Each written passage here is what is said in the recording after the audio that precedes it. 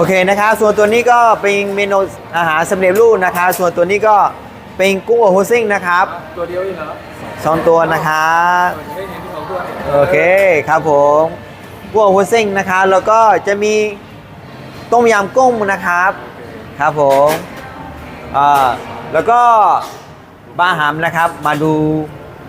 เสร็จแล้วนะครับแล้วก็จะร้านเปิดนะครับ4 โมงเย็นถึงตี 1นะครับบุฟเฟ่รวมน้ำนะครับไม่จำกัดเวลานะครับผมทั้งละ320 บาทนะครับ ไปดูภาษาที่บ้านด้วย อ๋อเอาภาษาพม่าด้วยเหรอพี่อ๋อဒီနေ့ကျတော့ကျွန်တော်တို့အစားအစာတွေလာကျင်ညာတာပေါ့နော်တကယ်လို့တွေ့လို့ဆိုတော့ကိုလိုက်ကိုချဲပေါ့ကျန်လာပြီးလို့ဆိုရင်လည်းဆန်ဖွေးကြတော့ညနေ၄နာရီပြီးတော့မိုးလွိုင်းတနာရီတကယ်လို့အားလုံးဖိတ်ခေါ်ပါတယ်မင်္ဂလာပါ